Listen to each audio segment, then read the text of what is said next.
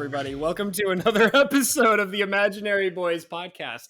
I am one of your two hosts, Mr. Habanero. You can refer to me as Hobbs. I have my other wonderful host over here, who is Mr. Lettuce.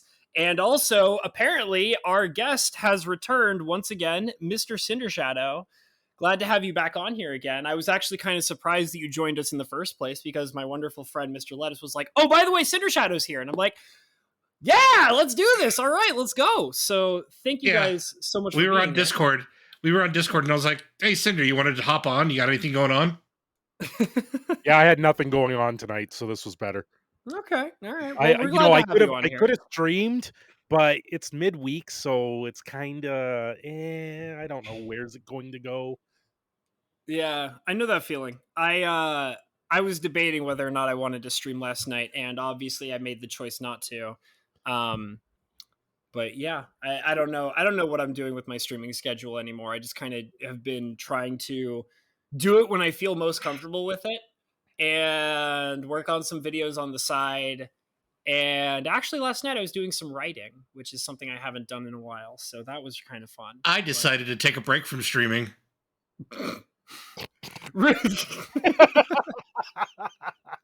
I laugh in your general direction. Well, we all know how hard of a worker Lettuce is when it comes to working on his channel. I mean, you know, he's on that grind, and even he needs a vacation every once in a while from working so hard on his channel, which he is totally dedicated to, and he's constantly making material for all the time. So yeah, last night I spent it with the wife instead of streaming. We watched a movie. Very nice. What did you watch? A movie I don't wish to say at the moment. Dude, are you watching Bimbo Bowlers from Buffalo? No, we're watching hermaphroditic porn again from the claw machine. No, we watched a really crappy quality of a movie that just came out. So, was it hermaphroditic porn from the claw machine? No. Are you sure? Ghostbusters Afterlife? Yes, I'm sure. Ghostbusters Afterlife. Quite possibly they're Lettuce. So that's a yes then. He's pleading the fifth. Yeah, exactly. Okay. Yeah, there we go. Although he probably wants to make a whole video about it. I'm Canadian, so I don't get the fifth. He's pleading Canadian. Leave him be, folks. Yes, I plead Canadian. Yeah, I mean, so actually, this is, you know what? You unintentionally touched on something that I have actually been wanting to talk about. So I have dude, are you echoing right now? I will kill you. I will kill you. I will straight up slap you through the internet right now. My bar's not jumping, so no. Yeah, it is. Just a tiny little bit. I will slap you through the internet right now. I will bitch slap you through the internet right now. Oh my god. There, that should be better. All right, thank you, sir. I just don't want to wear the headset. Come on. So, all right, here's something. Cinder. Oh, baby. Okay. Oh, I know I touched you in that good spot before we started this. Oh my god. All right. That pregame circle jerk was nice. I guess I should go ahead and tell you guys, because I was keeping it secret the whole time. That's right. I got a little secret to share. And it's exclusive to this podcast. That's right. Habanero tells all. He tells all of his wonderful secrets on the podcast. And that secret is the whole pregame circle jerk. I recorded all that. Sure. That's right. That's right. Awesome. Good for you. I know. Perfect. What are you going to do about it? There's nothing. Nothing. You can't do nothing about it. That's right. Good, because some of that material was hilarious. It actually was. I got so mad. I'm so mad. Some stellar content. It's the Imaginary Boys Before Dark. It's Before Dark. The Imaginary Boys. This. I kind of liked the title we gave it before, which is the pregame circle jerk. Imaginary Boys and the pregame circle jerk. Yeah. So, what's interesting is you mentioned the new Ghostbusters movie, and I actually got into a discussion on Twitter with a friend of mine where she was talking about how bored she was with a show.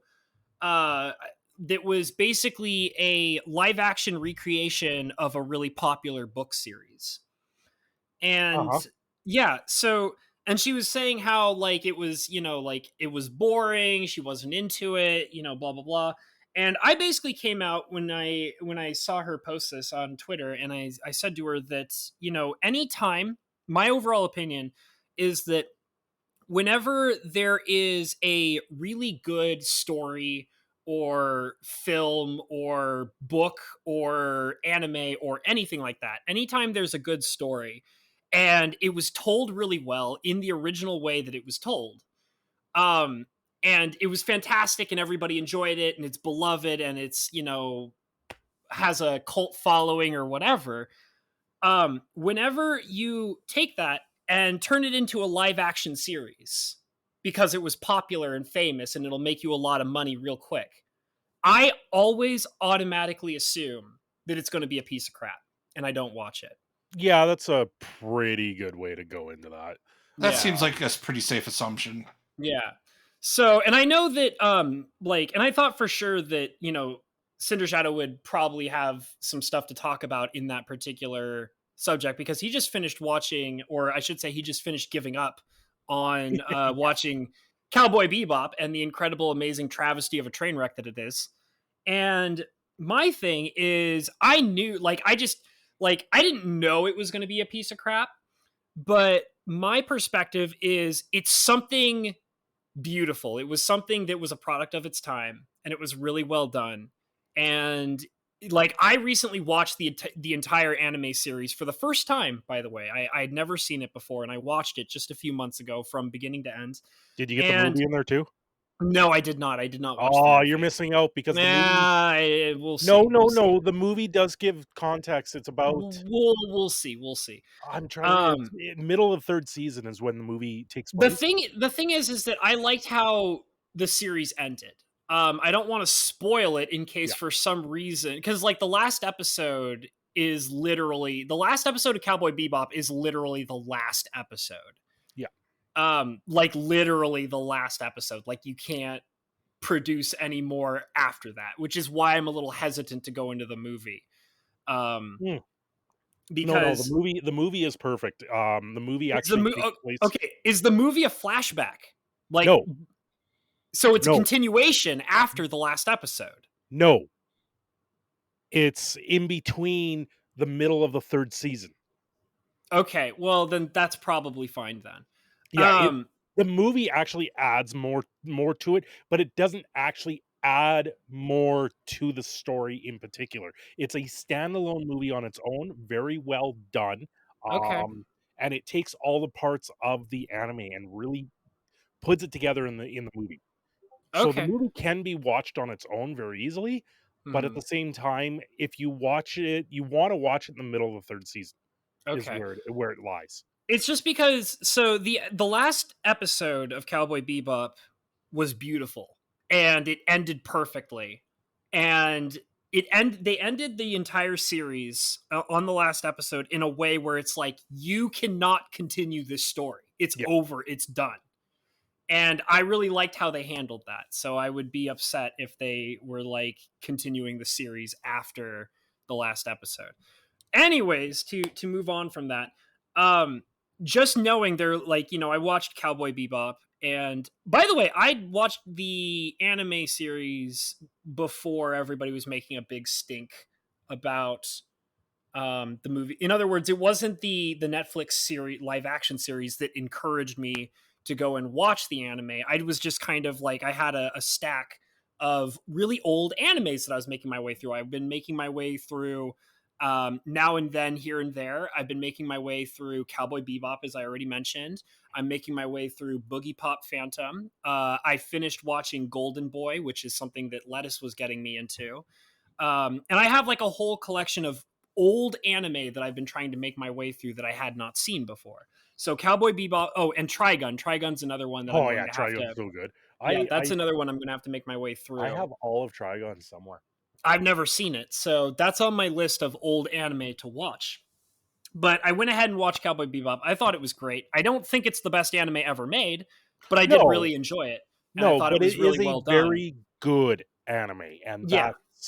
that's what Yeah. it is. Like, if you look at animes out there, you look at when I look at animes, I think Ninja Scroll, Ghost in the Shell. I don't know what Ninja Scroll is, but I'm glad you What? said Ghost in the Shell because that's one of my top like 5 favorites of all time.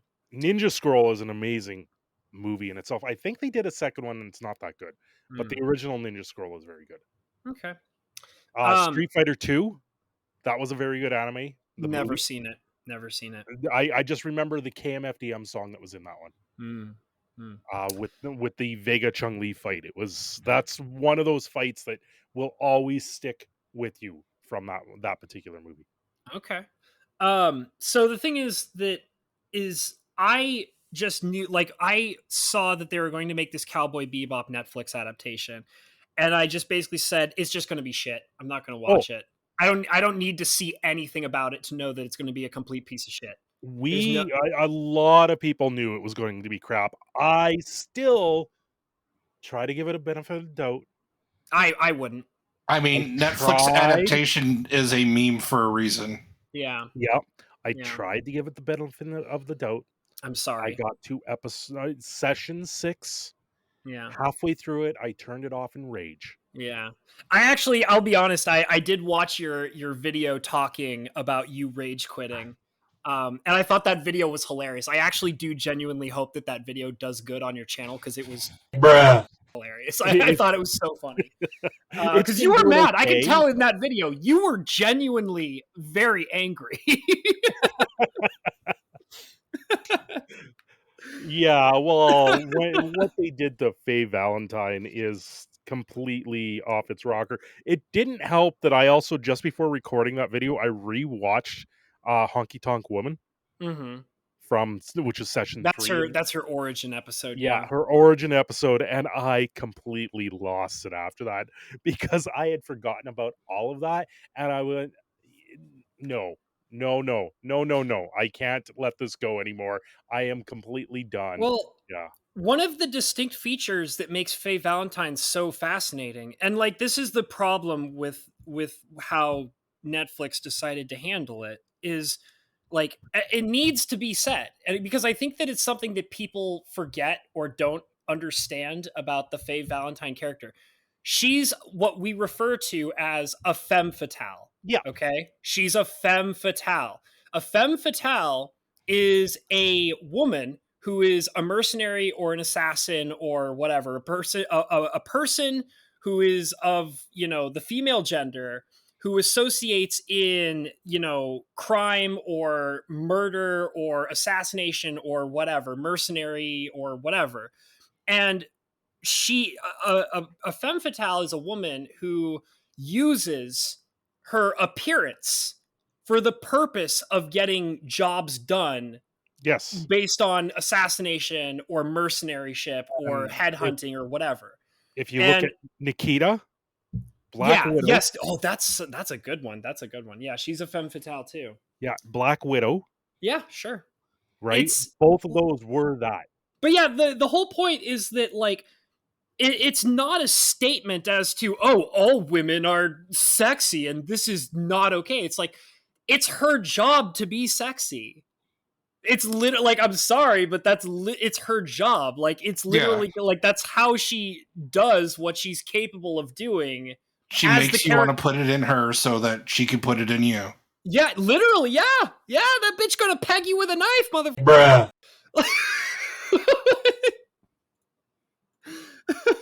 But that's like the whole point, and it's obvious that, like, if you don't make the character that way in your recreation, then it's not that character. Yeah, that's not Faye Valentine in that show. No, that's some other character. And I even go even further to say, like, what they should have done is they should have just, like, why not make a new Firefly? Like, and not call it Firefly. You guys know Firefly, right? Yeah, no, exactly. That's the exact thing that everyone's been saying for the longest time. You want to base these shows off all of these characters, and then you want to make them gigantic, make them huge again. Yeah. And then they turn around, and it's just, no. They just gave it a name and rewrote everything that made the character that character out of them. Just make a new story. Like, if you want to tell a story about space cowboys, they can't tell this a new story because they go into it specifically wanting to correct the story that was already told. Yeah. Well, and a part of it too is that they're like, okay, well, we want to make a lot of money and not take any risks. So let's just recreate something that was extremely successful. Because there's no risks because it has a fan base, so it's guaranteed to make money. Yeah.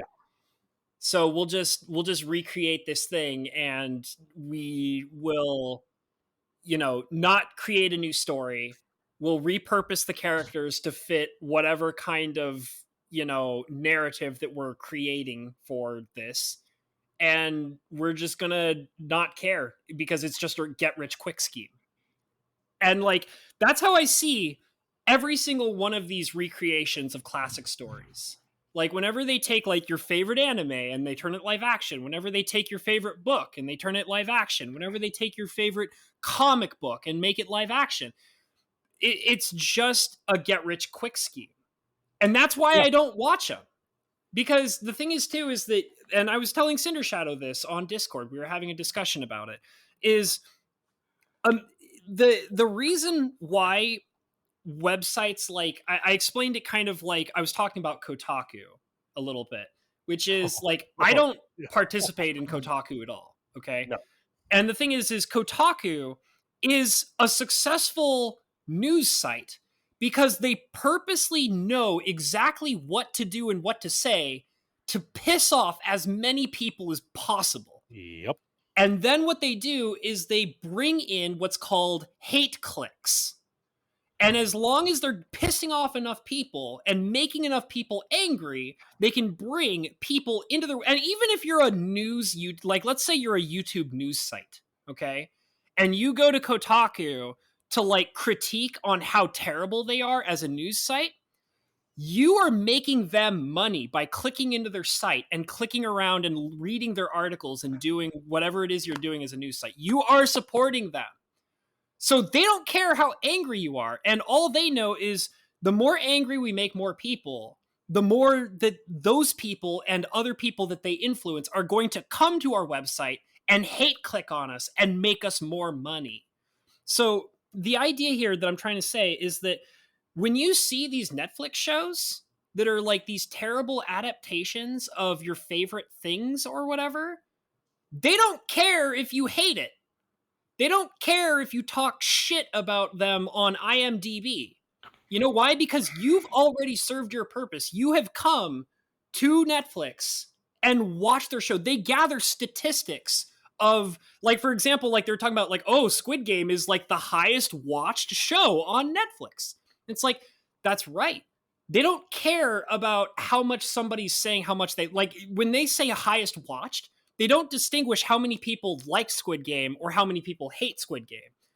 The only thing they care about is how many people are coming in and watching that show. That's the same with Cowboy Bebop. People are going out and they're hate watching Cowboy Bebop. They can't they can't stand it. They don't like it, but they're coming in and they're watching it anyway, and that's going to give the viewing numbers that Netflix wants to see in order to either continue that show or make more live action shows exactly like it. So as long as you are making the choice to go and participate by watching it, you are I'm not saying that you are part of the problem. What I'm saying, I mean, No, like, you're saying that we're part of the problem. It's kind of true. I'm sorry, but here's the thing I came from with the Cowboy Bebop live action. I like the guy that played Spike. I like the guy that played Jet. There are a few people up in arms about who played Jet, but I don't really care about that. And then the girl that played Faye Valentine, right out of the get-go, out of the gate, she was dissing fans, being condescending with them, and created all of this hate around it already.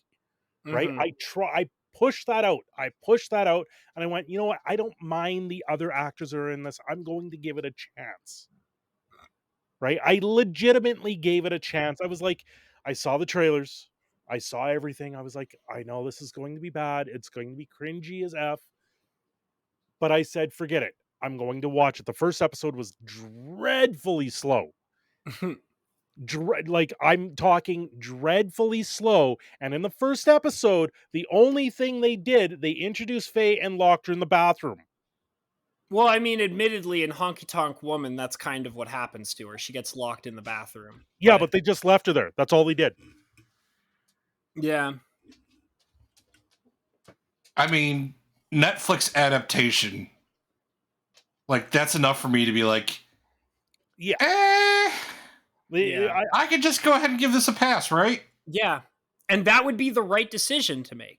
In my overall perspective, that's the right decision to make. You pass it up and you don't encourage it. And therefore, that's one less person that they're depending on to, raise the statistic as to whether or not they're going to make more like it. Now, the only thing I use Netflix for is Dave Chappelle. I don't even have Netflix. Now, here's the other side of this coin. There is a lot of people that know these animes, but they've never watched it. Like yourself, you only just recently watched all of Cowboy Bebop. Yeah. Right? Mm-hmm. There are people out there that know the name, but they've never watched, and they went, oh, I'll watch this. I did that with Death Note. You poor child. No! You mean your first experience with Death Note was the Netflix creation? Yes. You poor, sweet little child. Oh my God. I watched the first episode. I shut it off because it was boring as hell. It was boring. Oh, no. Right? I still haven't watched the anime. No. It's all right. Netflix adaptation. Right. So, quick poll. Netflix adaptation or 4Kids regionalization? What? Yeah, I don't know what that is. Which one would you rather see? A Netflix adaptation or the 4Kids localization? I'd rather see the 4Kids localization because they'll probably tell the story a little bit better. However, they've done this. I was about to did this exact example with He-Man. I was about to say that, you've seen the photos on Twitter of people cosplaying as Cowboy Bebop, and they're like, hire these people, right? Yes. That's a perfect example of what Lettuce is talking about. I would actually trust 4 cosplayers who go to anime conventions to dress up as the characters of Cowboy Bebop. They could probably act out a few episodes. Oh yeah, easily. It's a cosplayer. They could probably do it. Anyways, sure. You wanted to talk about He-Man. Bring us in. Reel us in, Cinder. No, they did this with He-Man. Kevin Smith's He-Man. Absolutely horrible adult adaptation for it that he put out. And then they came out with a kiddie version of it that looks worse than the Stormhawks meets Reboot. I don't know what that is. Oh my God. Reboots is a Canadian mainframe. It's a Canadian computer generated animated cartoon from the 90s. Is that the one with the kids that have green skin? Yep. Oh my God, I've seen that bullshit. That was terrible. I remember that actually. Okay. Yeah, you were a wee little baby. Yeah, I remember that. I remember that. That shit was the bomb. The new Reboot is absolutely dreadful because they brought him into the real life. I couldn't get over the green and turquoise skin. You get over it pretty quick. Come on, Mike the TV. He's going to sell you anything for $99.99. I'll buy that for $1. He follows that up with that exact line. Does he really? That's a RoboCop reference, right? Yeah. Which I love. I love that. $1. I'll buy that for $1. I love that movie. Reboot was so fun. They brought in Bruce Campbell at one point as Ash. Just Ash Ketchum? Was there a Pokemon crossover? Ash from Army of Darkness. Oh, that is okay. All right. Did he play himself in the show? Yes, he played himself from Army of Darkness in it. That's kind of cool. I mean, when has Bruce Campbell not played Ash from Army of Darkness? Yeah, if you ask him to play that role, he plays that role. Oh, yeah, man. I have Army of Darkness on DVD. He played DVD. He played Ash and Bubba Hotep. I don't know that one, but I'm sure it's great if he's playing himself again. He's an Elvis impersonator. No. But it's basically Ash. Ash the Elvis impersonator? Basically. Oh, man, that's so good. I would love to see that. I probably would love to see that. The third season of Reboot is really where it picked up with Enzo becoming an adult and Andrea actually being his partner and adult and all this other stuff. It actually got really in depth, and then they went into 2 movies, and then they ended it, and now they've got this piece of crap show on TV that's real life where people are going into mainframe. It's absolutely dreadful. Yeah, I think we can definitely stick by the idea that they just if I see something that I love from my childhood and it's been turned into live action, I'm just not going to watch it. Like the classic thing of where you see an anime where you have your classic weeb otaku who's like, I don't like 3D girls, I'm only into 2D girls. I feel like that weeb otaku, but with everyday media. like not women specifically, it's everyday media. If you take my favorite anime and you turn it into a 3D live action piece of shit, I'm not going to watch it. It's going to be terrible. And there's nothing you can possibly say that's going to convince me otherwise. I will just not watch it. I will stay away. I wouldn't touch it with a 10-foot pole. Okay. I wouldn't do it. So, you know what show desperately needs a Netflix adaptation? And I might actually watch it. No, go ahead and tell us. Tell us, buddy. Tell us. Lex. Lex? I don't know what that is. Lex, as in Lex Luthor from Superman? No, Lex as in the Canadian science fiction television series from the late 90s. Oh, no. You know what I just realized? You know what needs a 3D adaptation? A 3D Caillou! No, Caillou. Live action Caillou? Caillou. Yes! God, no Caillou. Yes! Live action Caillou! Oh, man. We're not going there again. Why am my pee-pee hard? Because the little lettuce, we're not going to go where that might suggest. No, I'm talking about Caillou, like live action Caillou's mom. Okay, if it's the mom, that's fine, but I'm not going where that suggested otherwise. Live action Caillou, man. Netflix! I will watch your... You know what? After everything I said, I'll take it back just for live action Caillou. Yeah, no, except for that it gets remade as kind of a dark, gritty show. Caillou's a whiny bitch because he's got cancer and he's born with his heart outside of his body. Wow, that's dark. He's he has to he's got a machine body, an iron lung, but he has to wear it as a mech suit. He's like Iron Man Caillou. Iron Man Caillou. That's where we've gone, folks. Obviously, you guys have never seen Kids in the Hall. Oh man! Oh yeah. Somebody. I haven't watched them in a long time. Kids in the Hall. Man. The Cancer voices boy. of the tallest were in Invader Zim. Yeah. No, you were okay. Listen, Cindershadow, you're not allowed to talk about Invader Zim anymore. Caillou is Cancer Boy. Oh man. From Kids in the Hall. You know, in all serious though, one show back in the 90s was the XMen. Oh yeah, the old 90s X-Men was great. I used to watch that. That's coming back, actually. Stop. Seriously, they're bringing it back as X-Men 97 on Disney+. I can't hear you. It's not. I can't hear you. It's not a Netflix adaptation, though, so don't worry. It's a Disney Plus adaptation. That's even worse. That's even worse. We don't know that yet. Disney Plus hasn't done anything like this yet. Apparently, they have all the animators back, but they don't have Jubilee. And they're putting today's politics into it. into 1997. Today's politics in 97. Yeah. I don't know.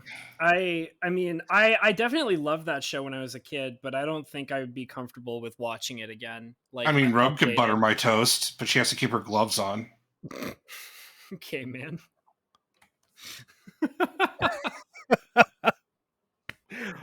Oh boy. I was always go for it. You were always... I was just saying I was always a big fan of Gambit. That's all I was going to say. Oh yeah, Gambit's like every character that were in the original X-Men, that original X-Men cartoon. Habs loves him some magical staff. Yeah. It's the flaming dice, man. Are you kidding?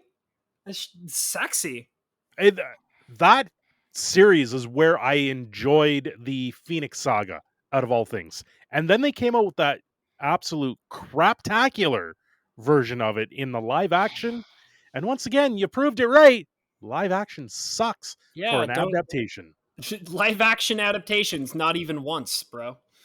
I don't know. People say the same thing about TikTok, but you know. The Dark Phoenix Saga for the live action movie wasn't that bad. No, it was bad. It was bad. I didn't see it. No, it wasn't. It wasn't bad. It wasn't good. It wasn't bad. Bad was the rest of the X-Men movies.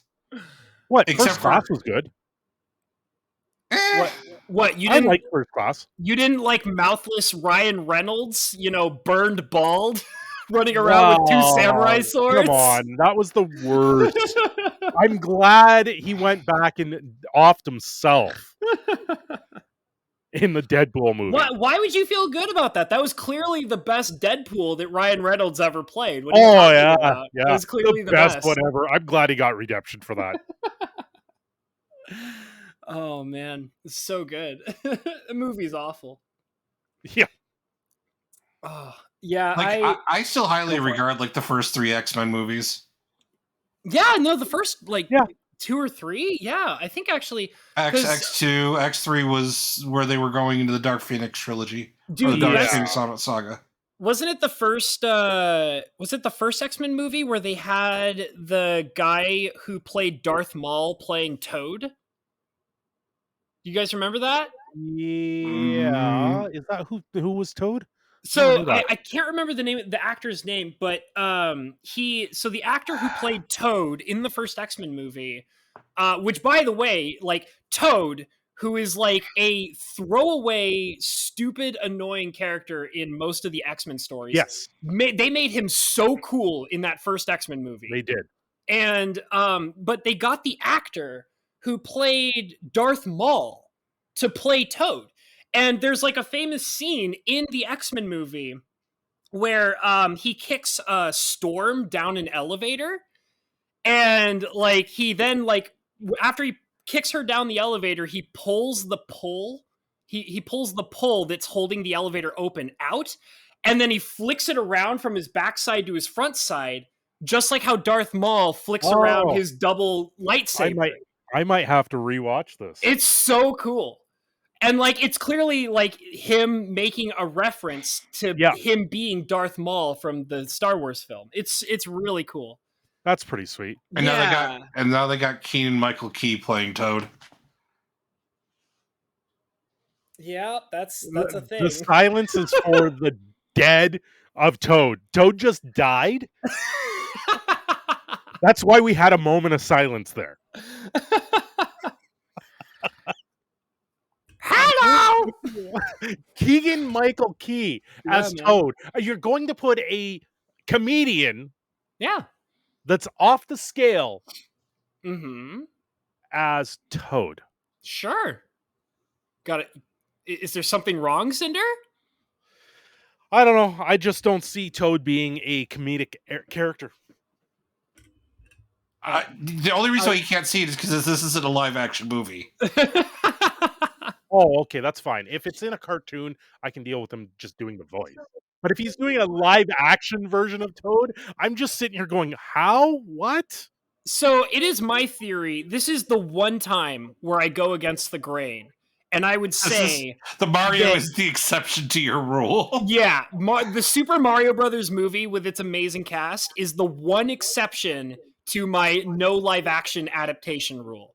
This is the one time where I'm like actually wishing that they took what will definitely be an animated film and they should have made it live action. This is that movie. Just Seth Rogen running around it is going to be in a monkey suit. Tanuki suit. Give him the Tanuki suit. No. He has to be in a monkey suit because he's Donkey Kong. Yeah, he has to be Donkey Kong. Weed. No. It would be more like this, Les. Bananas. Yo, man, you got any bananas? Jesus. No, yeah, I would. My God. Yeah, no, it's being animated by DreamWorks. Yeah, I mean, I'm curious. Well, not DreamWorks, Illumination. My bad. They're the guys that did Minions, Despicable, all that. Yeah, the Minions. I am kind of looking forward to Sing 2. I like the first one. To admit that, isn't that like already out or something? Sing 2, is it out? I don't know. Movies are so hard to watch. New ones right now. I don't go and watch movies. Yeah, and Habs, you're forgetting Cinder's Canadian. They're like 5 years behind us. Okay, I'm sorry. At least 6 months. That's generous. Yeah, I don't go and see movies anymore, you guys. Like, I'll be honest, I consider most movies to be a waste of my time. Like, by the way, Sing 2 is not out yet. Okay. So Despicable Me 2? I mean, Despicable Me 2 has been out for like years. Yeah. Okay. They've got a third. Gotcha. But yeah, there's been a third movie. But Sing 2 that comes out next month. December 22nd. Yep. Which I actually like the first Sing movie. Because they have Bono in it also, and a few other. They've brought back the entire original voice cast plus adding a couple more. So, are you guys? Well, like, Lettuce, are you a fan of the Despicable Me series? It's okay for me. It's okay. All right. Like, I mean, we weren't talking about Despicable Me. We're talking about Sing. And I actually really like the first. Yeah, Illumination. Like, I liked.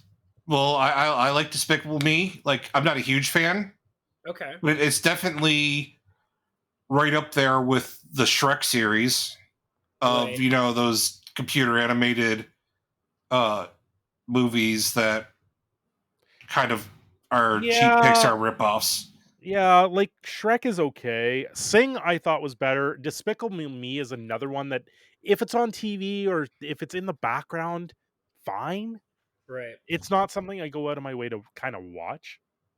I don't. So, like, you guys keep saying Sing. I don't know what that is. I have no idea what that is. Sing is okay. The original cast is like Matthew McConaughey, Katy Perry, John Legend. It's a bunch of animals that are trying to save a theater. Yeah. By singing. It's fairly decent. It even has Adele in it. Okay. It's fairly decent of a movie, pretty decently put together. Right. Well, I've also never seen Despicable Me either, like any of them. Yeah, so. Despicable Me is give or take. This is, see, you guys are talking about movies that are in my whole thing of, like, I don't go see movies. So, like, I don't. I think I just assume that whenever a movie gets announced for theaters, I just assume it's going to be terrible. None of these I've seen in the theater, by the way. Huh? Oh, well, that's okay. I still won't watch it. The one good thing that the pandemic has given us is the movie companies have discovered it's quite lucrative just to release straight to streaming. Yes. Yeah. We'll see. Like, so I don't know how you guys feel about this, but whenever I'm on YouTube and I'm watching a video, and suddenly an advertisement pops up because that's how YouTube works. An advertisement pops up and it's like, this month in theaters, go and see blah, blah, blah, episode 5 or like whatever. And like every time I see a movie preview come on YouTube, I like look at it and I'm like, oh, okay, thank you, YouTube. I will be sure to not see that movie. I will make sure that I will go way out of my way to not see it at all. I don't care what it's about. Nothing you tell me in your advertisement is going to convince me to go see it. I'm going to completely ignore you. So thank you for letting me know about another movie that I will definitely not be seeing. So thank you. I appreciate that. That's how I react to every advertisement I see that involves like, you know, some movie that's coming out. And I don't even care. Like, even if it is like, even if they tell me like, have you seen the Spider-Man, the new Spider-Man movie? And it's like, nope. And I definitely will not be seeing it. And I don't care how attractive you make it. I don't care, you know, if it has, you know, all these characters that look good in it. I don't care if it has all the villains from the past movies. I don't care like if it's this amazing Marvel franchise. It's a movie. It exists. I will not see it. I want to see the new Spider-Man. I don't. I want to see it. That's good for. I don't. Just because I know a little bit more about the Spider-Verse, and I want to see the Spider-Man. I want Garfield to reprise his role. You know what? I would go and see a Spider-Man movie if I knew that it was going to have a orange black striped lasagna eating cat. I would definitely go and see that. Well, so Chris Pratt is playing Garfield. Come on now. Is he really? Yes, he is. He was announced. Is Chris Pratt? Is there anything Chris Pratt is not playing? This is why he became a meme with himself. Oh my god! He is playing Garfield and Mario, and it was all announced in the same month. Man, if you didn't hear, he's even playing Jacksepticeye. I didn't hear that. I did not hear that. Oh. I don't keep up with Jacksepticeye as much as you do, dude. Okay. I watch his stuff every once in a while, but I don't keep up with him as much as I keep up with other large YouTubers, the hip happening YouTubers. Yeah. Yeah, it seems like Chris Pratt is playing everybody. Yes. You know what? I want him to play me in the when we get to the you know what? One day we're gonna have the Imaginary Boys the movie, and I want Chris Pratt to play me in the Imaginary Boys movie. Can I get Fat Jonah Hill to play me? Hell yeah! So Cindershadow in the Imaginary Boys movie, who's playing you? Oh God, Adam Sandler. Yes. Oh my god, that's actually I thought that was going to be more disappointing. We have an all-star cast here, guys. Damn. Chris Pratt, Jonah Hill, and Adam Sandler as the Imaginary Boys? Fat Jonah Hill. Skinny Jonah Hill could break off. This is the best cast ever for the Imaginary Boys movie. If Jonah Hill's too big of a pussy to gain all of his weight back, then just give me Jack Black. Jack Black. Oh, I could see it. I'd be okay with that. You know what? I still think Jonah Hill's the better choice. Adam Sandler and Jack Black in the same room. Would this actually happen? Or would he just knock his ass out? I don't know, man. Do they not get along or something? Is that what you're saying? I don't see them getting along. Huh. Like you just can't imagine it, or you know for sure that they don't get along? No, I just can't imagine it. I don't know. I could see it. Jack Black and Okay. Who would win? Honestly, we've got this out there. Adam Sandler or Jack Black. Who would Definitely win in a fight? Jack Black. Jack Black would knock Adam Sandler's ass to the floor for sure. I don't know. Adam Sandler's got you think Adam Sandler would kick Jack Black's ass? Yes. Adam Sandler is not a big person. No, but he's got mad basketball skills. Come on now. Dude, Jack Black is actually intimidating. Come on. Okay, he is actually intimidating. Jack Black is actually scary, and I guess he's got the Kung Fu Panda going for him. He's playing freaking Bowser, man. Like that's some big boy energy. That is some big boy energy. Okay, in a rap battle, it would be Adam Sandler. Oh yeah, in a rap battle, it'll be Adam Sandler. No doubt. Okay, yeah. I mean, if you want to be all wimpy and like talk about, rapping skills over, physical attributes, then yeah, sure, I guess. I mean, I don't know. I kind of, I can enjoy Adam Sandler and I can definitely enjoy Jack Black, but man, I would kill to see Jack Black just like slam Adam Sandler's ass to the ground. That would just be an absolutely stupendous sight to behold for sure.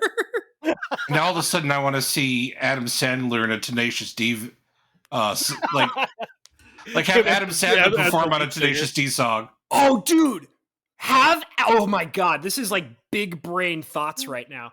Adam Sandler play the wedding singer in a Tenacious D sequel. Yes.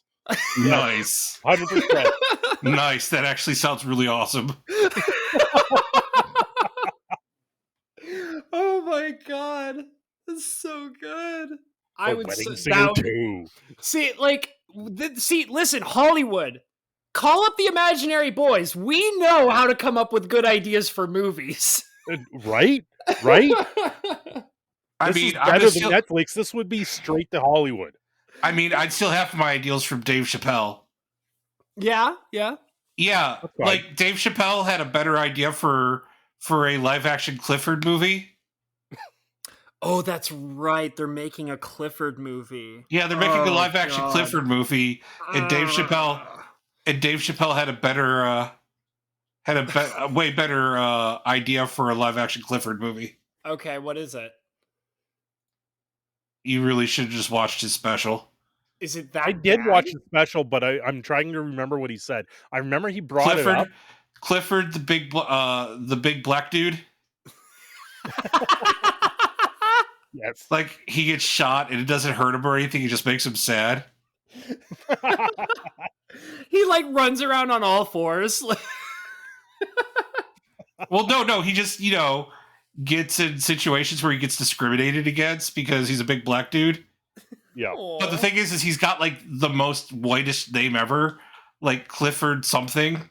I don't know. I could imagine like a large black dude being named Clifford. I think that's an all right name. Yeah, but I mean, Clifford does sound pretty white. I mean, I don't know about that. I mean, I don't know. I've never thought of this thing, and I don't think I ever would. Yeah, because I've never really... Because, I mean, so I've known, like, some black dudes with some pretty, like white names. No, I have, but let's face it, like, Clifford, if you hear the word Clifford, you're not thinking, like, ethnic African. Okay, well... Okay, listen. It's not like his name is Orangelo or anything like that. So then let's put it to the test. When you hear the name Clifford, what do you think of? Do you just think of a generic white dude? I'm thinking of a large red dog. Well, first of all, yeah, I think of a large red dog.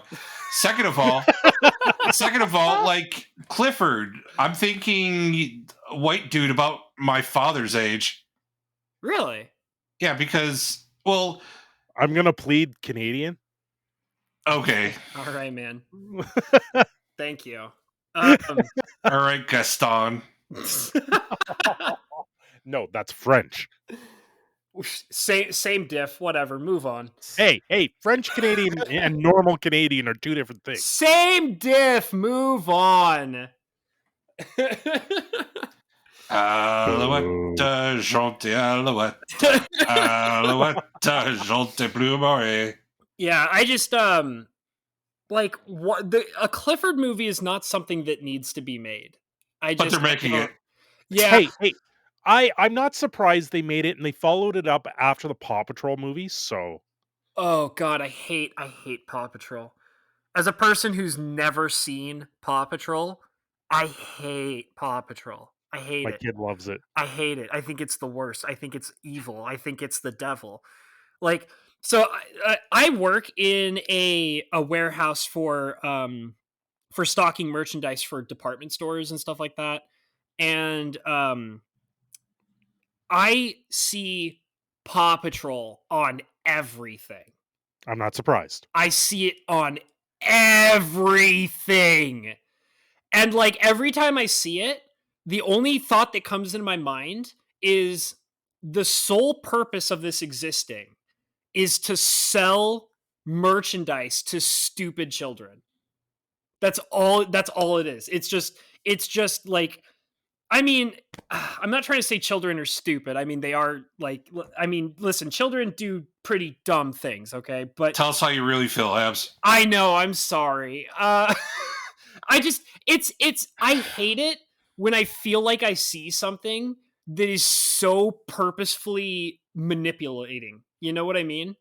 Like, it just like it's one of those things where it's like the sole purpose of this television show existing is to sell toys and merchandise and like a label, you know? Well, I mean, that's the purpose of almost every movie too. He-Man. Sorry, Lettuce. No, I was like, I mean, come on, selling merchandise is the goal of every movie. That's true. It's just when it's so blatant, like how Paw Patrol does it, it just really irritates me. There's actually one more perpetrator besides Paw Patrol that really ticks me off that does it. Frozen. Yeah, Frozen. I can't stand Frozen. I get so mad whenever I see anything with Frozen on it. I'm so sick and tired of it. But habanero, you just gotta let it go. As a person who's never seen Frozen and yet still somehow knows that reference. Let it go. Let it go. Let it go. Shut up. I'm so mad. Put away and slam the door. I'm so mad. Lettuce knows more of the song than I do. Oh no. How many times have you guys seen Frozen? Enough. Maybe 5 times. I'm zero. I'm zero. I've seen for the zero second one a here. few times. I had a child of age when that movie came out. Right. We put it on originally for him, and he said no. He screamed at the TV. And yet you've seen it 5 times? You told me 5 times, right? Yeah, about that, because I had a friend that had a little girl. Right. Which is exactly why you sat through it 5 times. No. Yeah, sure, why not? Yeah, it's a Disney movie. I've seen most of them. I know most of them, and I probably own it. Cindershadow, I don't think I know you anymore. I thought I knew you when you were telling me about the hermaphroditic porn that you pulled out of a claw machine, but this just proves even further that I really just don't know you. I have a copy of Frozen. I straight up have a copy of Frozen. I might have a copy of Frozen. I can't remember if I do. Thank you for being here tonight. We have been the Imaginary Boys. Good night, everybody.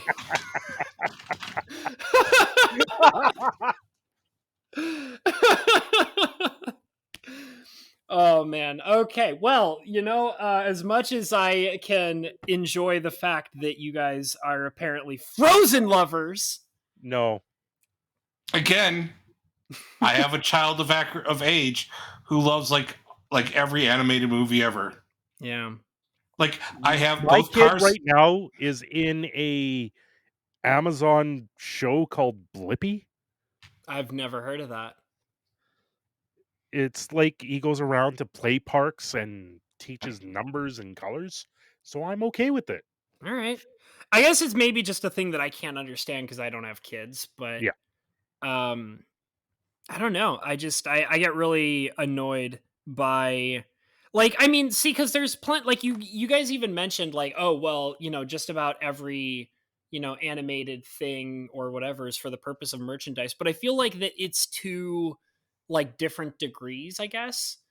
I mean, I guess that the idea is that if you're big and popular enough, then you kind of start really overhauling on the amount of merchandise that you're trying to sell, right? The thing is like even when an animated movie is like a new IP, the idea is that you have like that 1 or 2 pieces in there that if you do catch on, you can monetize off of. Yeah.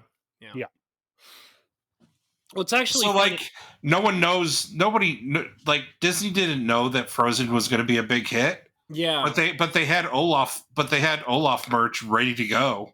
Yeah. Yep. Yeah. Well, it's kind of funny because a while ago, I was learning some history about By your Nickelodeon. Olaf Cockring. What?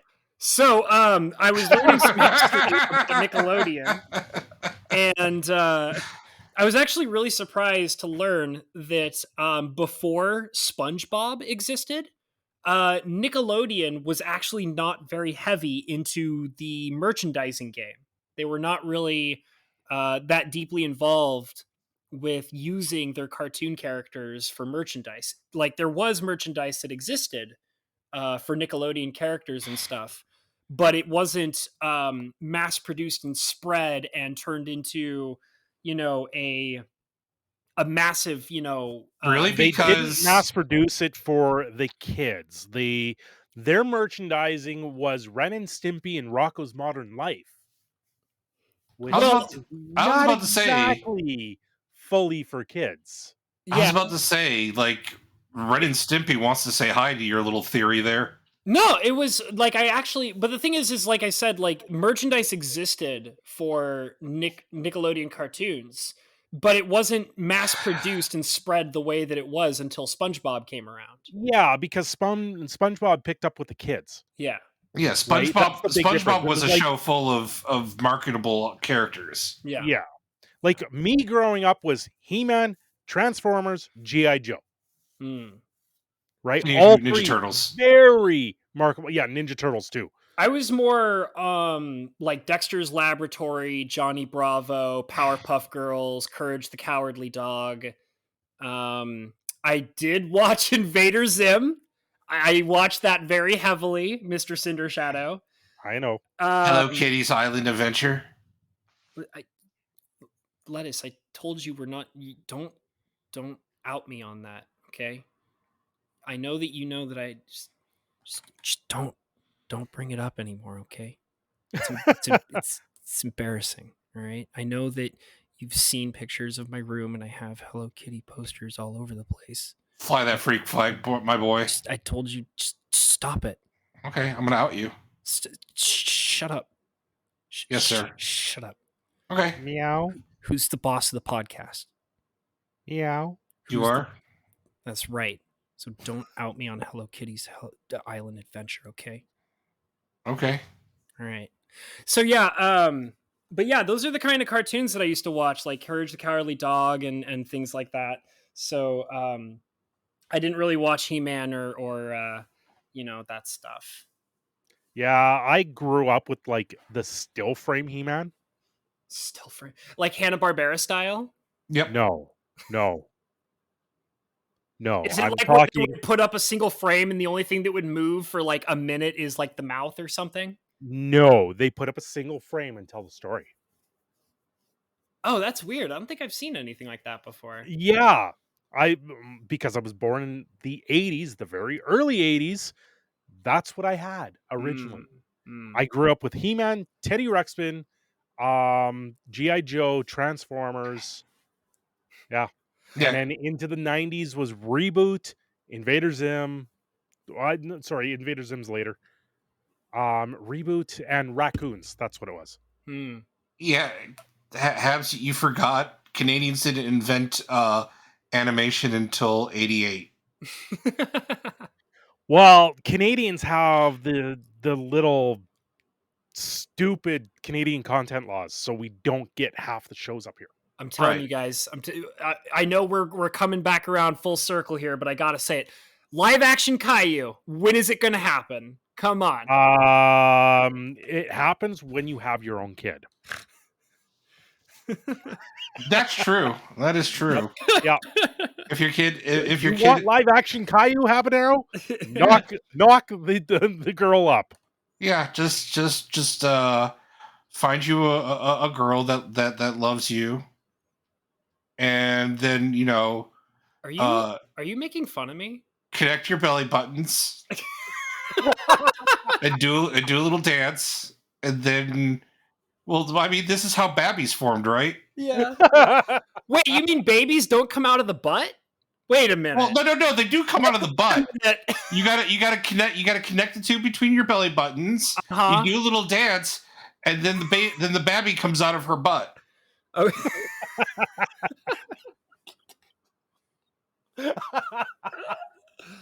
How is babby formed? How girl get pregnant?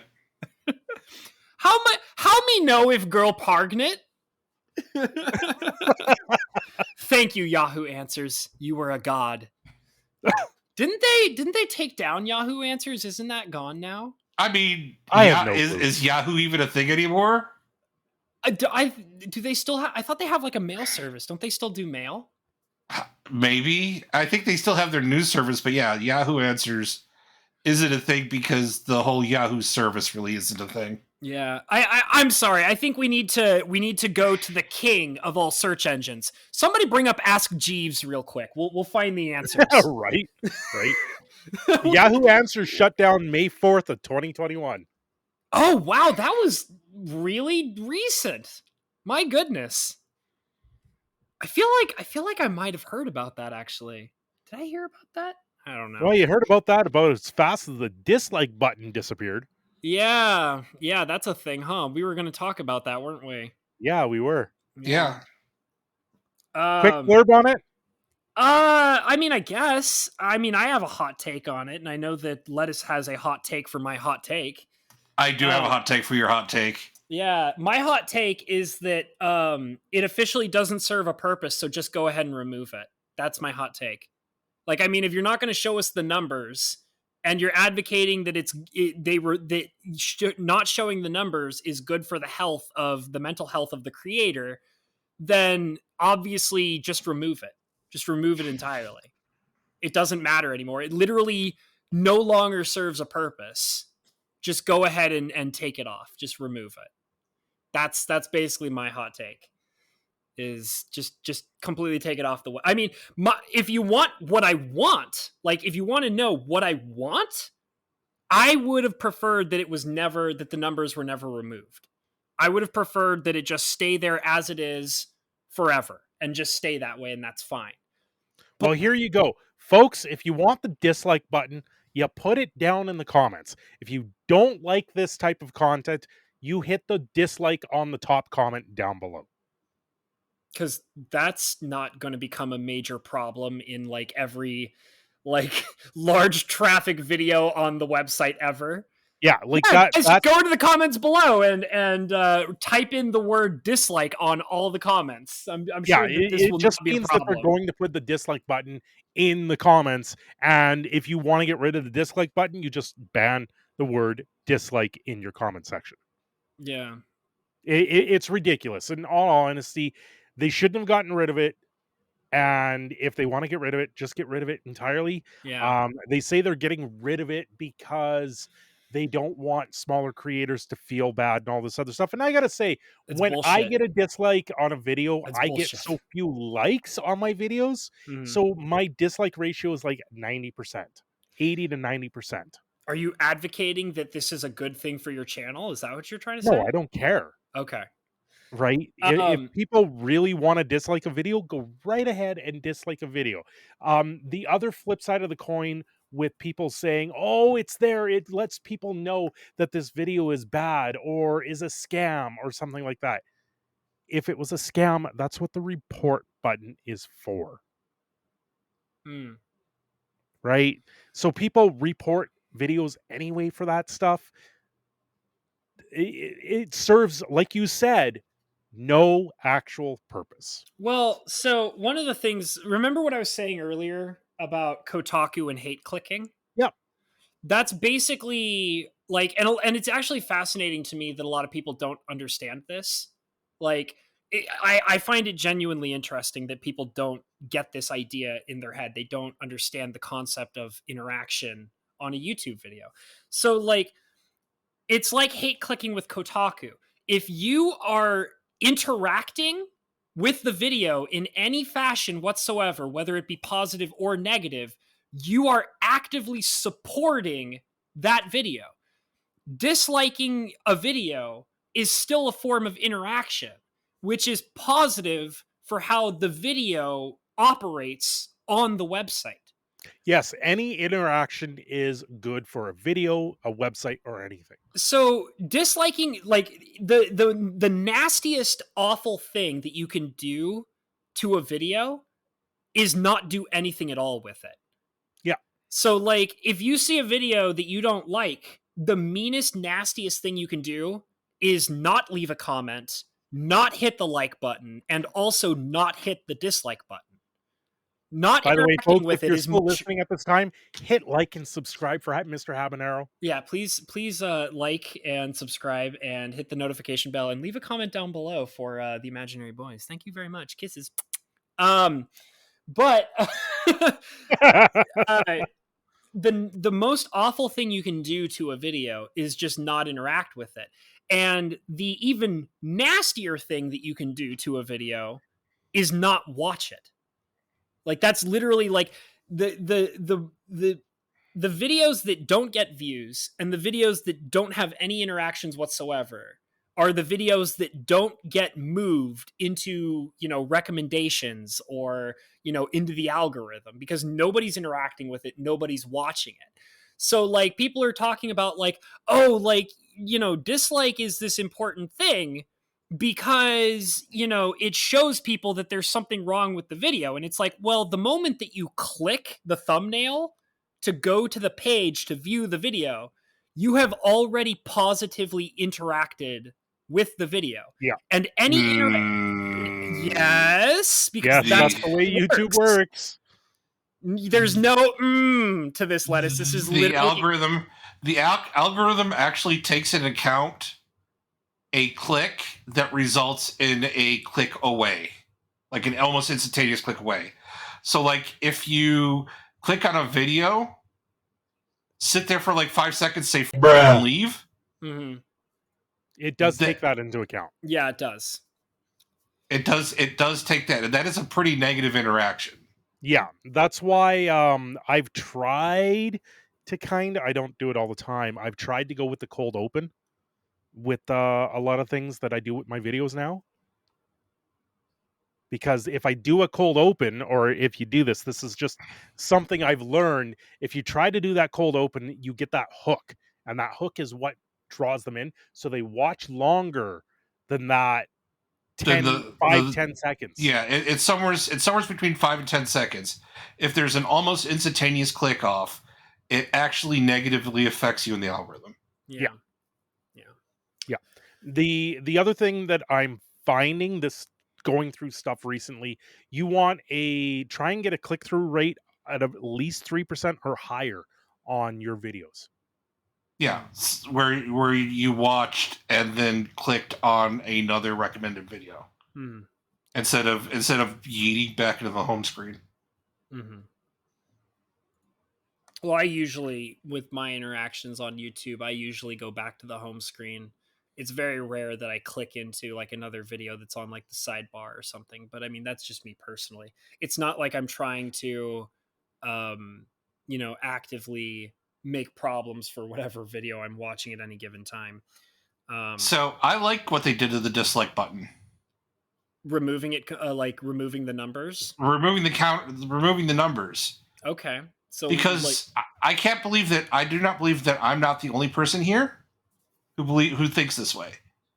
If I see a video has no dislikes on it, but I've watched the video and I didn't absolutely love it, if I see like some other people have already given like a thumbs down on a video, I'll just leave it alone and just kind of walk off.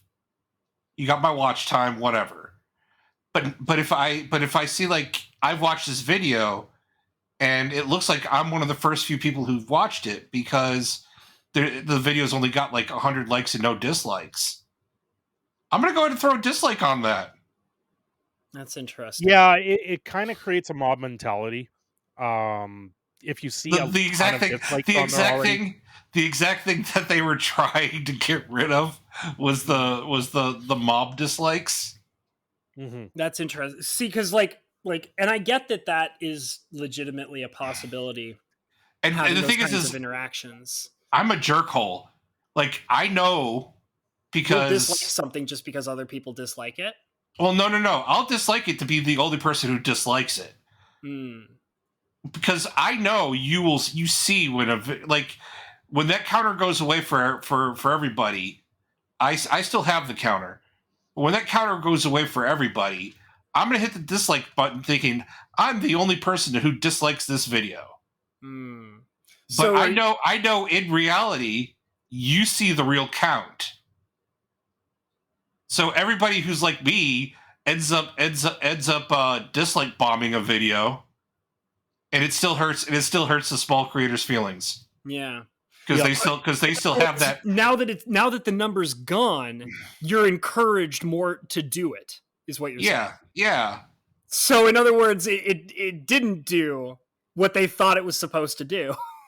No, but I like that I still have the option that I can do that. Like, if I didn't have that feedback option, I'd be kind of sad. Okay. I think honestly, with it being gone, and now there's just the dislike thing, it you don't get people that'll just sit there and go, "Oh, this thing's got 1,000 dislikes. I'm going to dislike it too." You're saying if a dislike occurs, it's genuine, is what you're saying. Yeah, or you have dickholes, a little bit. Or you have dickholes like me who are like, I didn't love this. Yeah. See, that's really and I'm apparently the first person who didn't love this, so I'm going to go ahead and throw a dislike on it just because, I think that feedback's important. Interesting.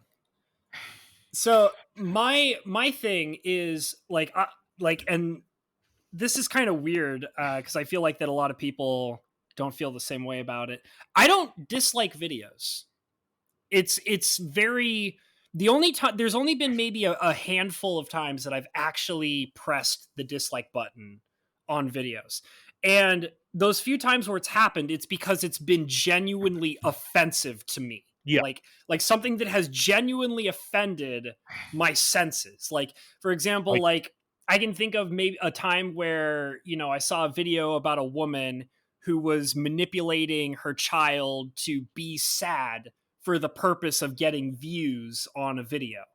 And it's like, well, I dislike it. I will actually press the dislike button because that is genuinely a disgusting thing to do. I don't like videos because I hate the playlist it creates. So, I have, used the dislike button for the purpose of this is a genuine, disgusting video. Like it's genuinely offending me. And that's maybe happened a handful of times. Like if somebody does a video where they have a hot take or an opinion that I don't agree with, that's something that I wouldn't dislike. Like, I'm just like, okay, well, I mean, that's your opinion and I don't agree with it. I'm not going to give you a like for your opinion that I don't agree with, but I'm also not going to hit dislike on your opinion that I don't agree with because that's just your opinion. Like, it doesn't affect me. So I don't care. So I'm not a person that really uses the dislike button. Usually what I do is I can figure out whether or not a video is going to be interesting to me by reading the title and looking at the thumbnail on the homepage. If it's something that is not interesting to me, then I don't interact with it. I never click it. I never touch it. If it's something that is like a channel that I really dislike, or the thumbnail is somehow offensive to me, or the title is somehow offensive to me, I will click the 3 dots in the top right corner and I will tell YouTube to not recommend me either the channel or the video. That's how I interact. But what I will do is I will either watch a video, be like, that's a video, and then click away and not interact with it at all after that. Or I'll see a video, be like, I genuinely enjoyed that. I will hit the thumbs up button, and maybe if I really, really liked it, and I have some thoughts about what you did in your video, then I will also leave a comment. Yes. But in a lot of cases, when I like a video, I'll leave a comment. Yeah. If it's people I know, like yourself, Mr. Habanero, I will generally click, watch the video. Sometimes I will just mute it and hit like. But okay. Actually, that just says that my face is so beautiful that you'd rather. You're basically sometimes like you're putting on I don't porn. do that a lot of times. It's like you're putting on. Normally, I will just listen and I'll be playing a game or something like that. Okay. But sometimes when I know it's just to try and get things going on the video, and if I've watched it once already, I might just go and click on it and watch it in the background. It's like you're watching a Britney Spears music video and you put her on mute. Yep. Okay. Now I know where we stand. Yeah. I want to see that face. I want to see that face of Habanero just sitting there beaking away at me with no sound. I don't want to hear you. I want to see it. Is that all I am to you, Cindershadow? Just a pretty face? Is that it? Yes, that's all you are. That is all you are to us. Pretty face. Your voice is kind of grating, but you know your face is and the hair. You have some pretty hair, dude. I know I do. Yeah, I just want to run my fingers through that hair so bad. You know, I wouldn't mind dropping a load in that hair.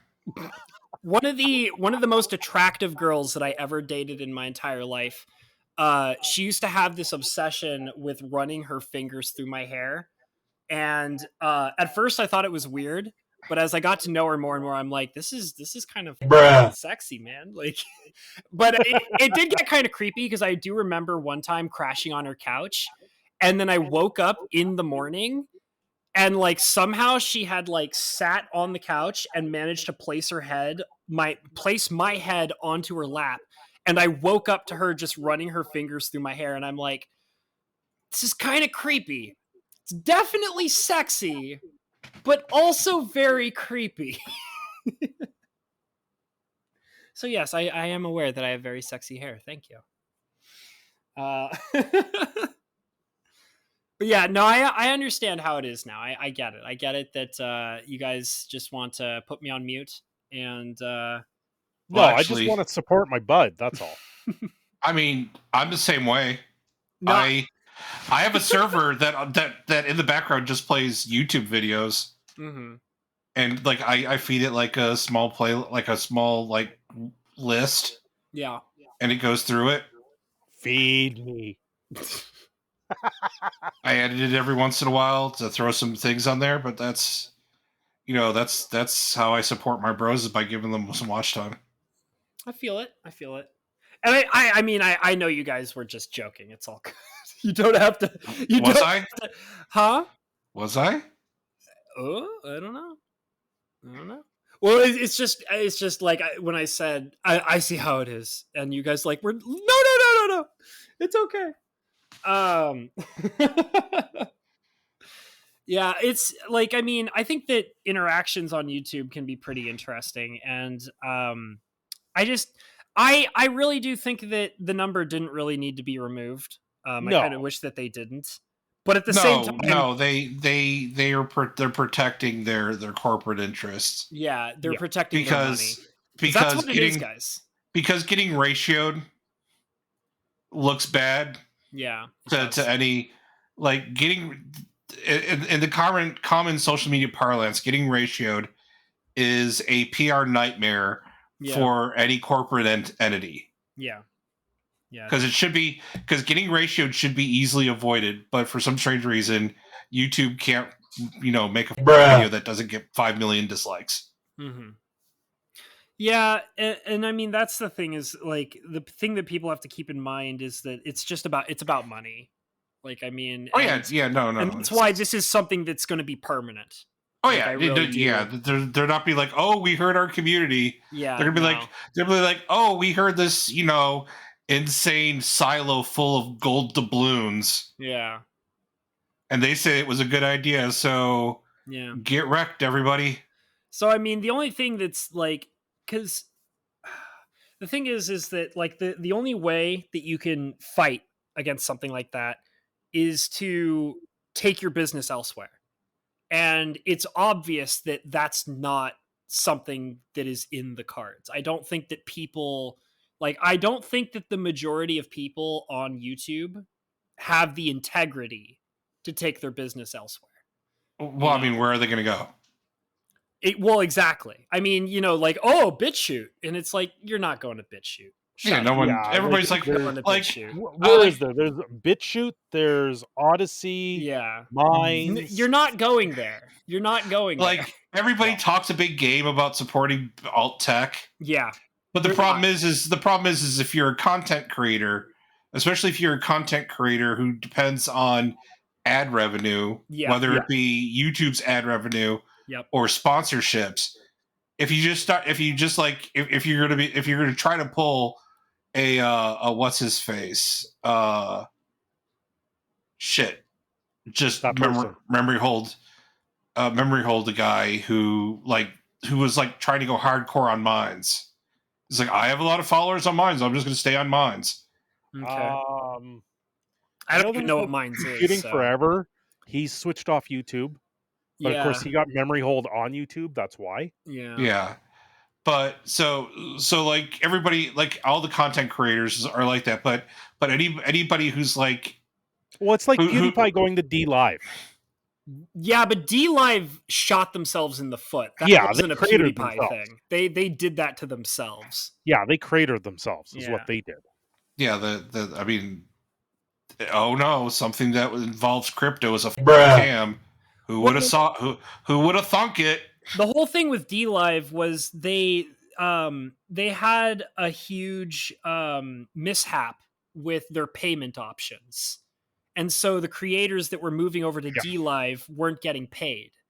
And it's like the moment that you start up with money, you're going to lose everybody. Oh yeah. Like that's why D Live died so fast. They didn't know what they were doing and they screwed up their payment options and they basically lost every single creator. I thought D Live was also a crypto malfunction. I don't know. I mean, D Live had their own version of a crypto, so there was a lot of people that were wary of it because with crypto, the floor gets pulled out from underneath you very quickly if you're not paying attention. Yeah, I could see that. Like almost instantly. Yeah. Yeah, crypto's one of those things where you just put the tip in and then you pull out as quickly as possible. So back with interactions with YouTube, I can tell you right now from experience, commenting and liking on a video doesn't seem to do anything. No, it's all about the watch time. Even the watch time. I have a video that's still live that did absolutely nothing. I had people watching the entire thing, has 27 comments on it and only 50 views. So I mean, the algorithm is always going to be weighted against people like you. Yeah, that's kind of what I was about to allude to as well. It's like, listen, Cinder, like, bro, I love you to death, and I think you're amazing. Oh, I know. But you ain't no Jacksepticeye, bro, Tato. No, God, no. I could never be a Jacksepticeye. Come on. Well, I know that. Not unless I go completely batshit crazy with my hot takes that I don't have because I'm so milk toast. I mean, I don't know. You've been pretty wacky on Twitter recently. I'll be a little honest with you. Oh, Twitter's the shitpost hot take machine, though. That's what Twitter is. I'm muted on most accounts, if not blocked. Yeah, Twitter. Cindershadow's like, yeah, I'm batshit crazy on Twitter. Everybody's batshit crazy on Twitter. I mean, that's the point of Twitter. That's all Twitter is. Twitter's the worst platform imaginable. If you're not batshit crazy on Twitter, then what are you? I mean, if you're not shit posting on Twitter, where the are you at? That's what all the cool kids are doing. Come on, guys. Yeah. That's where you... I mean, I feel like my Twitter's pretty tame. But then again, like, I'm just not a social media guy. I want to be a social media guy, but it's just not natural to me. No, I just see Twitter and I just wave it across. I'm actually at the point where I know I've been blocked and muted by so many accounts. Mm-hmm. I'm tempted to start a new account. So that you can get blocked and muted by all those accounts again? What? So that you can get blocked and muted by all those accounts again? Yeah, because that's half the fun, right? Guess who's back? Back again. Cindy's back. Yeah. Tell some men, rub my back, rub my back, rub my... So the FCC let me be me, so let me see. They tried to shut me down on Twitter, God, Twitter is such a dreadful place to be on. I mean, it's probably because I don't interact with like a lot of the really sketchy stuff. But I like Twitter. I mean, like I like Twitter because I get to be my good old fashioned B-tard. Yeah. On Twitter. I'm a little bit more tame. I try to like, post comments where I think that they'll be relevant or funny or interesting. And I gotta say, if Twitter, the mods are always asleep. If I was posting on, say, Instagram or Facebook, it's not like I post on Twitter. Twitter is a completely different playground. Yeah, and Twitter, that's all it is a playground. Yeah, it's a playground. If anybody, the thing that makes Twitter so shitty is that people are taking Twitter seriously. Yes, like right? Twitter is character limited, so you're kind of limited. So I mean, that was the signal. You're character limited. You're not going to be able to complete a thought on that character limit. So don't think, shit post. Yep. I mean, I don't know. Like, for example, like when I think of social media, like for example, I was saying I enjoy Twitter. I hate Facebook. I think Facebook is more disgusting and awful than Twitter is. I go on Facebook to communicate with family. That's it. Not Twitter. Facebook makes me lose faith in reality. Like, I lose faith in humanity is what I meant to say. Like, I mean, I go on there and I just see like the most dumb, like, just like, I just see the most dumb things ever on Facebook. Like, and like, it's not even just like people with really bad like takes or bad opinions. It's also just like, haha, look at this funny comic I posted. And like, you read it and you're just like, so like, when is it? When's the funny part happen? When do we get to the haha? Yeah, like it's just like, but and you wait for the guy, the Russian guy, to walk out on stage from The Simpsons and be like, "That's the joke." And you're just like, oh, okay, man, that's cool, I guess. When you said the Russian guy walking onto the stage, I thought you were talking about the Trollolol guy. At least that guy's funny. Yeah.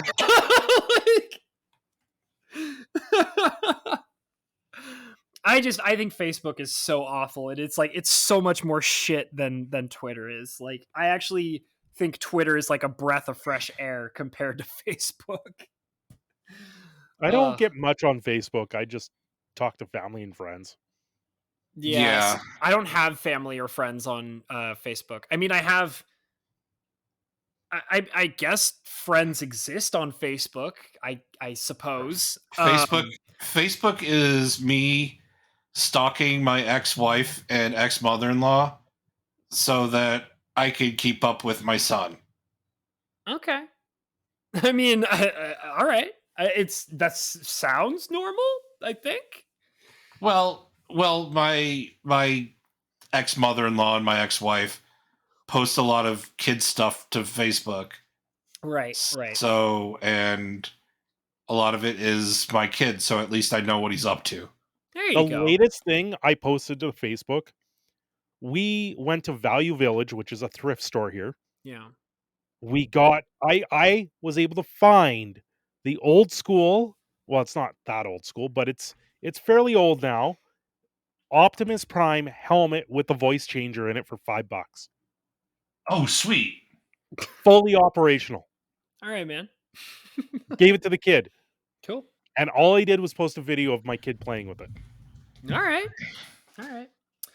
The only thing I post on Facebook is like links to my videos. I mean, I don't even know why I do it anymore. Oh, I was doing that. I got flagged for spam. Really? That hasn't happened to me, but yeah, no, I stopped posting on Facebook. I said, forget it. I'm done. I posted Evan Irwin's nudes and got banned for a week. I made a brand account on Facebook. I was posting my videos once a day. And then it got flagged for spam. And I said, forget it. I'm done with Facebook for this. It doesn't need to be there. Okay. Lettuce, I gave you those nudes in confidence, dude. No, not your nudes. Evan Irwin's nudes. Okay, I thought you said my nudes. No, it was Evan Irwin's nudes. Remember, I posted it to Purple's Facebook group. What? I don't want to know about this. Do you remember? I gotta say, because and it got me like a week ban from Facebook. That's amazing. Do you remember the Hatcher Goatsy? You mean the one I created? Yeah. Yeah, I remember. I'm the one who did it. I still have that, man. Nice. I still have the Hatcher Goatsy, and I love it. I adore it. Oh boy. Do you know what we're talking about, Cinder? Were you there for Hatcher Goatsy? I photoshopped Mike's silly face coming out of the Goatsy guy's ass. No, I never saw that. It's so good. It's so good. The best. I literally destroyed a live stream with that with that image because I gave it to Mike and Carly in the middle of a stream. Dude, it literally ended a stream. Where is it? How have I not seen this? It's a you had to have been there kind of thing. If you've got it, just send it to him. All right. I mean, I'll do it after the podcast. Sure. Oh boy. Sure. Send it on Discord. The thing is, here's the thing, Cinder. You got to understand. Like, if there was anything in this on this planet that could be an NFT, it would be the Hatcher Goatsy. Because no, the Streamception is an NFT for Perp. Sure, man. Anyways, that's how long I've been following his channel for. Okay. Well, the thing is that like the Hatcher Goatsy was a thing that happened in that one stream, and then after that stream, it was gone forever. Oh wow! So like because like that shit got deleted so fast. Yeah. That got yeeted from everything. Yeah. So that's why I'm saying like, if there was anything that could be an NFT, it would be the extremely rare Hatcher Goatsy. That's funny. And I do still have it. I would love to share it. It's funny. I don't even have it. Yeah, it's like the computer that I built that on has since died.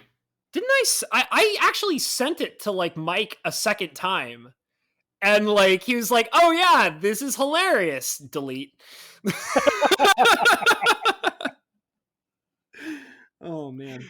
You guys saw the one that I put his face on the old like granny vampire from a Magic card? No, I haven't seen that. He put it up on his stream once. That's cool. That's hot. Yeah, it was pretty funny. Sexy gilf Mike, man. Sure. Yeah. Bro, what? Are you trying to tell me are you so much of a prude that you're not into gilfs? Come on, man. I mean, Grandma Sagir is not necessarily a gilf. Wait, was it talk about this, and the only thing that comes to mind is the craptacular episode of Cowboy Bebop live. I'm sorry. What? Wait. Okay, so you're segueing back into Cowboy Bebop. How did we get here? Wait, what happened? I missed something. A very old lady hits on Jet Black in the second episode of Cowboy Bebop, and it's so cringe. Is it the blackmail thing? Yeah. I saw that clip. Oh my god! It's pretty hilariously bad. The blackmail thing. It's not hilariously bad. It's horrifically bad. It's hilariously bad. So there's a scene where the guy playing what's his name? I forgot his name all of a sudden. The Westakar or something like that. I can't. Same guy that played Cage. Oh yeah, he did play Luke Cage, huh? I forgot about that. Cage. Yeah, so the guy who plays that character that I can't think of the name, he also played Luke Cage. There's a scene where like he's talking with an older woman. I think I know who the older woman was supposed to be from the Cowboy Bebop series. She's the one that ran the eco-terrorist organization, right? No, that's Mom. Oh, so she wasn't mom? Okay. No. Well, anyways, there's an old lady and she's hitting on this character, and he basically says to her, "Excuse me, madam, are you blackmailing me?" And she says, "No, but you're black and you're a male." Yeah. And you're just like, all right, man. For sure. That is definitely a sentence. Yes. And there is information in that sentence that I can comprehend, I suppose. Why you would say it at all in any fashion to another human being whatsoever, I couldn't possibly understand. I thought it was hilarious. I saw that scene and I thought, I didn't torture myself over Cowboy Bebop. No. But I did watch the cringe clips, and they were funny. They were I thought they were funny. I was like, yes, ruin your terrible live action show. Ruin it. Drag it through the mud. Slay it. Yeah, I gotta say, Ed just does not translate from anime to live action at all. We knew that wouldn't translate properly, and they tried it anyway. I mean, yeah. I saw the whole clip, and I was like, this isn't Edward, but good job, guys. I'm proud of you. Yeah. Good job for trying to make those glasses and that hair. Well, the thing is like the thing that I didn't understand. This was the most confusing part of that whole thing to me. Did they not do the episode with the satellite and all that? Because like they show Edward just kind of appearing in an alleyway, right? I turned it off on session 6. Okay, that was the first reference they had of Edward was in session 6. So in the scene that they show Edward, and literally, I got to go into this. Literally, their introduction of Edward is feeding Jet Black information on a phone. That's it. That was their introduction to Edward. Okay. I mean, I don't know what you mean by that, but that's fine. The thing is that like they showed Jet gets a text from Edward. So they showed Edward just kind of appearing in an alleyway and meeting up with the character and being annoying. Being whatever kind of annoying? weird You caricature. Consider that annoying? Huh? I consider that absolutely downright batshit crazy and beyond annoying. Yeah, he was annoying. But the thing that I don't understand is, are they just not going to tell the actual origin story of Edward? Because so the origin story of Edward is they basically get trapped on a desert planet, and their ship is destroyed, and they're trying to figure out how to fix the ship. And there's a satellite that is being controlled by some rogue hacker who we don't know who it is, and is basically burning symbols into the desert planet. And the whole thing is they introduce Edward because Edward is curious about what it is that, like, who this hacker is who's breaking into this satellite that's controlling this laser, and ends up unintentionally getting wrapped into the crew based on doing all this stuff. So are they just not doing that story? Like, I don't think so. Okay. Like, there was no point for them to do that story. The little clip that I saw there of Edward made me want to run away in fear, and I was like, no, I can get through this. I can get to that scene. And nope. That's okay. Big spoiler here. I know this will be the end of the podcast. Big spoiler here for Cowboy Bebop. Guess who's the big villain? Guess who's the ultimate villain? I mean, come on, Habanero. Take a good guess at this. I would assume that it's Vicious, right? Nope. The big villain is Julia. She shoots Vicious and she shoots Spike through the frickin' window. Oh yeah, Julia. You know, Yeah, the no, girl that yes, Mike I know who lost in the Julia first is. season because she was dead? Well, see, I want to like correct you, but I also don't want to give spoilers. um, No, that's why I said big spoiler, but it's absolutely well, ridiculous. because I've seen the final ending clips of it, and she turns out to be the big villain. Okay. Well, I mean, the only thing I can say is we, as people who have, as I assume you're a big fan, and as a person who has recently, literally just a couple of months ago, so therefore the entire show is still fresh on my mind. Yeah. As a person who literally just recently watched a couple of months ago the entire Cowboy Bebop series, Julia's not a bad guy. So she's not a bad guy. She does some sketchy shit because she's, she's a bounty hunter. Like, I mean, well, she's not a bounty hunter, but she's an agent, I guess. If you want, because I mean, they kind of established that pretty early in the story that Julia is an agent. So she does some sketchy shit, but she's not like, I mean, her work with the agency, like the syndicate, is bad, I guess, but she's not like a bad guy, like she's not like the big front boss. She's not the girl that they have.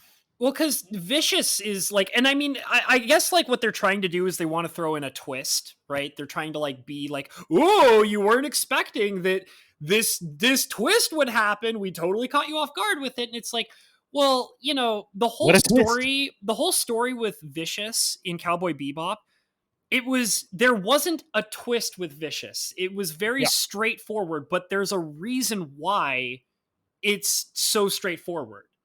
Vicious is who he is in the story of Cowboy Bebop for a good reason. Like, he is the evil, nasty, disgusting, awful person that he is for a reason. Like, there's a reason why Vicious is evil from the not like beginning. that in the live action at all. Is what? Vicious is just a whiny, senseless character that adds nothing to the story other than to be a rage baity, whiny, pathetic loser. Okay. It's sad. It's very sad what they did to Vicious. All right. Well, I mean, Netflix be what Netflix be. I don't care. Once again, back to the original. Yeah. Don't watch adaptations because they're generally going to be bad. Yeah, if they take something you love and adore and then they want to turn it into a live action television show, just don't do it, guys. Like, that's like the one thing that I would really like to establish here. Don't watch it. Don't support it. Yeah.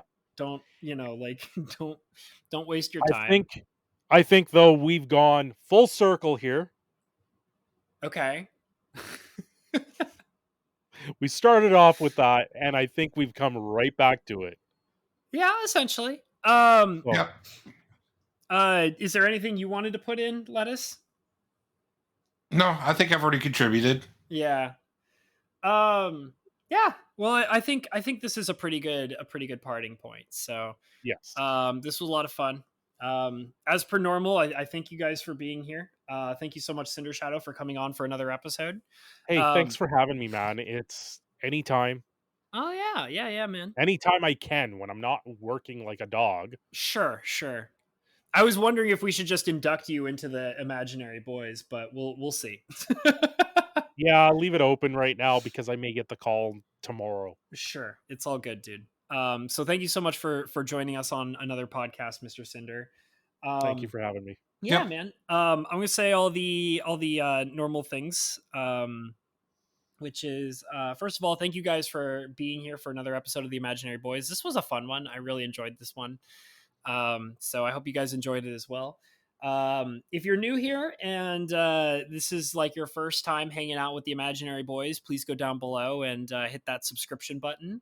Go ahead and hit that notification bell so you can always know when we're going to go live or make a podcast or release video content or whatever. That's the way to do it. go ahead and go down below and leave a comment if you really enjoyed this podcast. Tell us about your opinions on it, whether it be about Cowboy Bebop or the live action Caillou, which is definitely going to be happening in the future. Go into the comments below. Yes, Habanero is going to have a child here very soon. It'll be here in the next 2 years. I can tell you right now. So he's going to live the live action Caillou. No. I'm talking about, I want like Netflix adaptation of live action mecha Caillou with the No, you're gonna get the in real life Caillou. You're gonna. I'm sorry. What's the child of Netflix going to be? All right. What will it be called? Leave that in the comments below. There you go. Go ahead in the comments below and tell us. Tell us about Mecha Caillou. You're gonna mess up with some Netflix and chill and end up with Mecha Caillou with in real life Caillou. Just this whiny little bitch of a child. Yeah, but imagine that, but he's like threatening you with his like robotic Gatling gun arm. No, it'll be Netflix and diaper change. Come on now. Ugh, gross. All right. Go into the comments below. Tell us about Mecha Caillou. Hit that thumbs up button. Hit the subscription button if you're not already subscribed. Hit the notification bell. Check in the description below for all the wonderful links. As per usual, Mr. Lettuce's link is down in the description below. I will have Cindershadow's link down in the description below, so if you're not already subscribed to him, go check him out as well. He has some pretty interesting hot takes over on that channel every once in a while, so go check him out. And for all of my wonderful people who like to donate to me, there are multiple different links for donations, such as PayPal and Streamlabs. So all donations are greatly appreciated, and they go directly towards helping the channel out. So if you want to do that, that's greatly appreciated.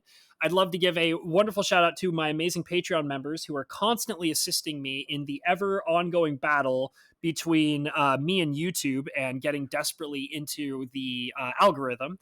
So thank you so much, Patreon members, which include Mr. Bo Falcon, Fajouk Enterprises, James P., Miss Rebecca, as well as Scorpigeist. You guys are amazing. Thank you for your ongoing support. You guys are just the best. And I thank you guys too, because a lot of you guys helped me too. Okay, thank you. Sorry, I want to throw that in there. You're welcome, kids. So anyways, that's been that. We've talked about Mecha Caillou, which was probably the most important part of the entire thing, so there's no reason to bring it up again, even though I am. And other than that, we have been the Imaginary Boys. Good night, everybody.